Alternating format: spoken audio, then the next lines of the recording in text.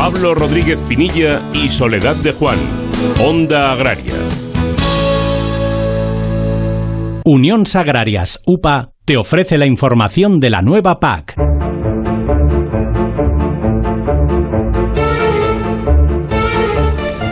Esta emisión forma parte del proyecto Pacto Verde financiado por el programa INCAP de la Unión Europea. El contenido de la presente emisión representa únicamente las opiniones del autor y es responsabilidad exclusiva de este. La Comisión Europea no asume ninguna responsabilidad por el uso que pudiera hacerse de la información contenida en dicho material. Pero la Comisión Europea puede estar totalmente tranquila porque aquí en Onda Agraria y con la ayuda de Unión Agrarias y de UPA, pues hablamos siempre con expertos. Y hoy nuestro experto es Javier Alejandre, que es técnico de UPA. Javier, muy buenos días, bienvenido a Onda Agraria. Muchas gracias, buenos días. Bueno, Javier, son muchas novedades las que presenta esta PAC, pero yo creo que la que más se nos queda así un poquito en la retina es esa de los ecoesquemas.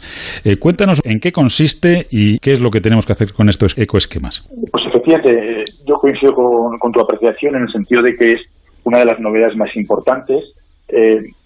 La podríamos relacionar con el pago verde evolucionado, pero realmente va más allá porque es un pago por resultado y además en algunos sectores el pago verde hasta ahora no estaba suponiendo ningún elemento adicional en cuanto a compromiso o cambio en la forma de trabajar de los agricultores y los ganaderos. Y esto viene de la mano de los ecoregímenes o de los ecoesquemas, de tal forma que efectivamente estamos ante un escenario donde, para cumplir una serie de objetivos ambientales fundamentalmente relacionados con la biodiversidad y con la captura de carbono, pues los agricultores y los ganaderos vamos a poder elegir entre una serie de prácticas que van en favor de esos objetivos que he enunciado anteriormente y que en el fondo lo que van a permitir es que podamos incrementar nuestra contribución hacia la sostenibilidad general y luego particularmente podremos tener una retribución, un apoyo por esa contribución que estamos nosotros haciendo frente al medio ambiente. Javier, estos ecoesquemas son voluntarios, cada productor puede querer adoptarlos o no adoptarlos, pero lo que sí que tenemos que tener claro es que esa voluntariedad también afecta a lo que vayamos a cobrar. Es decir, que si queremos tener unos importes relativamente parecidos a lo que venimos cobrando, no tenemos más remedio que adoptar y poner en marcha alguno de estos ecoesquemas. Correcto. Coincido totalmente con esa apreciación. Efectivamente, son voluntarios y nosotros como organización agraria estamos en un proceso que llevamos, desde que se está debatiendo la PAC, de confrontación con el Ministerio, con Bruselas, en el sentido de plantear medidas que sean razonables y que tengan sentido de cara a la actuación del agricultor y del ganadero. Pero de igual forma, también digo que una vez que se aprueben, y estamos ya en la recta final para su aprobación, el mensaje que me gustaría trasladar a los agricultores y a los ganaderos es que realicen un análisis detallado, pormenorizado de las diferentes prácticas para, al final, elegir aquella que mejor se adapte a sus condiciones particulares. Porque, en mi opinión, no debería haber un agricultor, un ganadero, que no adopte ninguno de estos ecoregímenes, porque al final hay una parte importante del apoyo público que va destinado por esta vía y sería, creo que un flaco favor el que se haría a la explotación si se renunciara a este tipo de medidas. Por lo tanto, efectivamente, creo que estamos ya en el punto de analizar lo que está encima de la mesa y ver cómo podemos adaptar de la mejor manera posible nuestra explotación para poder participar de alguno de estos propuestas de ecoregímenes o ecoesquemas.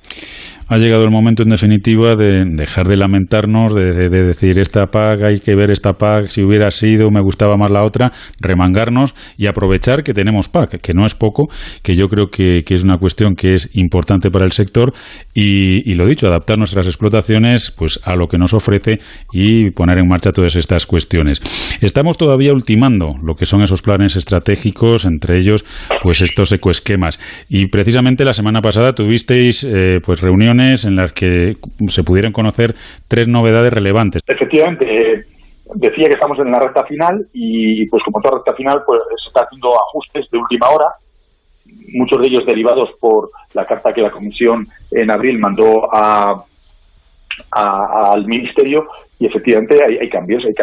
Quizá los más interesantes para que los oyentes pues puedan también un poco hacerse a la idea de por dónde van ahora el análisis y el debate político, es el que hace referencia al ecorégimen de rotación de cultivos. Hasta ahora se estaba pidiendo que para acogerse a él el agricultor rotara el 40% de su explotación, y ese 40% por imposición de Bruselas se ha subido al 50%. Ha habido un incremento de 10 puntos. Esa es la primera novedad. La segunda novedad importante es que en los ecosistemas de biodiversidad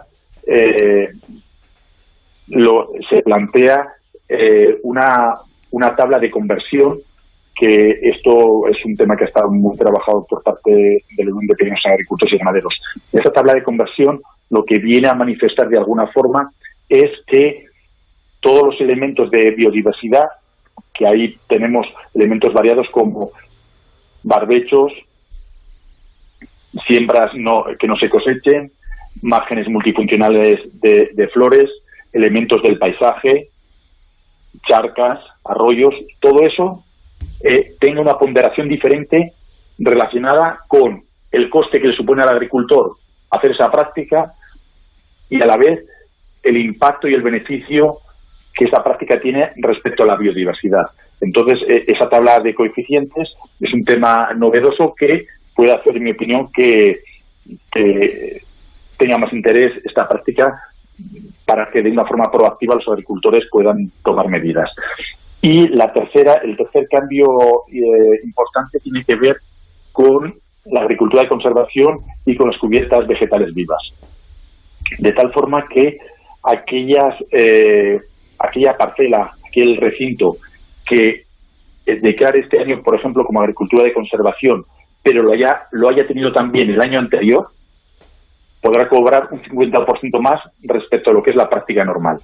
Es decir, yo puedo hacer agricultura de conservación, al año que viene puedo cambiar esa práctica en otras parcelas y entonces cobraría la ayuda base en torno a 50 euros, pero si yo mantengo la superficie sobre la que hago agricultura de conservación, esa superficie que es mantenida en el tiempo, y la forma de comprobarlo es relacionándolo con lo que yo declaré el año anterior, cobraría un 50% más, es decir, nos iríamos en torno a casi los 75 euros por hectárea. Esa idea se describe como la plurianualidad, de tal forma que se ve en positivo un refuerzo para que los agricultores mantengan esa práctica, porque eso es un elemento muy efectivo para capturar carbono de una forma estable en el suelo. Bueno, pues con estos tres cambios casi recién salidos del horno nos quedamos, y sobre todo con ese mensaje. Tengamos la explotación que tengamos, estemos donde estemos, seguro que algún ecoesquema se adapta a nuestra finca, a nuestras características, y ese es el que tenemos que escoger para que todo sea mucho más sencillo y para que podamos complementar las ayudas y llegar a unos importes razonables.